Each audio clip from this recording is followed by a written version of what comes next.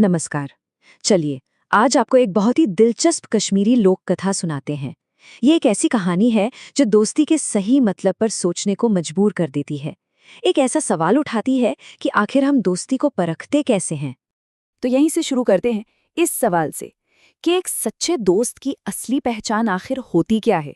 ये वो सवाल है जो शायद हम सब ने कभी ना कभी खुद से जरूर पूछा होगा, और ये कहानी हमें इसी सवाल का जवाब ढूंढने में मदद करेगी। तो कहानी शुरू होती है एक ऐसी दोस्ती से जो मिसाल थी। एक राजा का बेटा और उसके मंत्री का बेटा, जिनकी दोस्ती इतनी गहरी थी कि लगता था जैसे कुछ भी उसे तोड़ नहीं सकता। ये दोस्ती उन्हें अपने पिताओं से विरासत में मिली थी। वो सिर्फ दोस्त नहीं थे, बल्कि एक दूसरे की परछाई की तरह पले बढ़े थे। उनका रिश्ता कई पीढ़ियों के भरोसे पर बना था।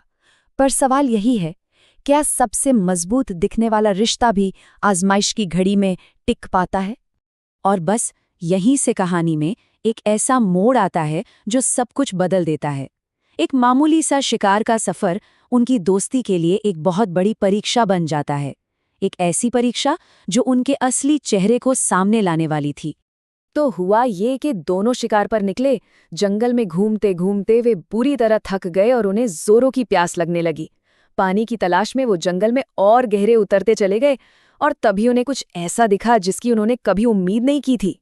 जरा उस मंजर के बारे में सोचिए। मंत्री के बेटे को एक झरना मिलता है और उसके पास एक बेहद खूबसूरत परी सो रही है, लेकिन उस परी की रखवाली कर रहा है एक शेर।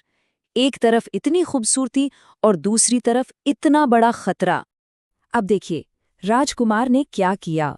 उस परी की खूबसूरती देखकर वो इतना खो गया कि उसने एक पल भी नहीं सोचा और फौरन उसे अपने साथ महल ले जाने का फैसला कर लिया। और यहीं आता है कहानी का सबसे हैरान कर देने वाला हिस्सा। अपनी ख्वाहिश पूरी करने के लिए राजकुमार ने अपने जिगरी दोस्त को उस सोते हुए शेर के सामने बिल्कुल अकेला छोड़ दिया। दोस्ती की सारी कस्में, सारे वादे एक झटके में हवा हो गए।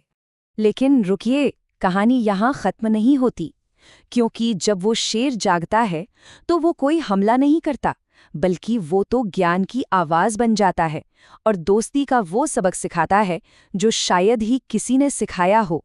और शेर जो कहता है ना, वो सीधा दिल पर लगता है। वो कहता है कि अगर राजकुमार सच में दोस्त होता तो वो अपने साथी को कभी भी, किसी भी हाल में एक शेर के सामने अकेला छोड़कर नहीं जाता।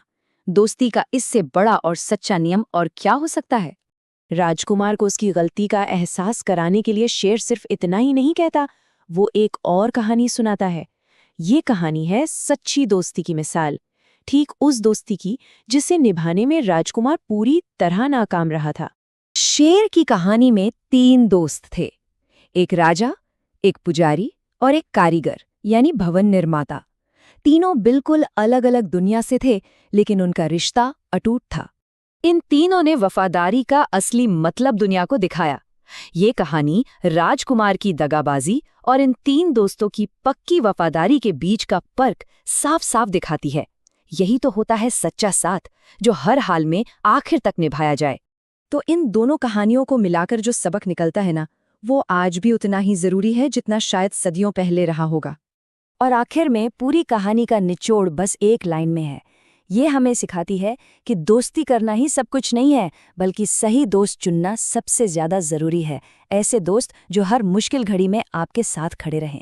और ये कहानी आखिर में हमारे लिए एक सवाल छोड़ जाती है।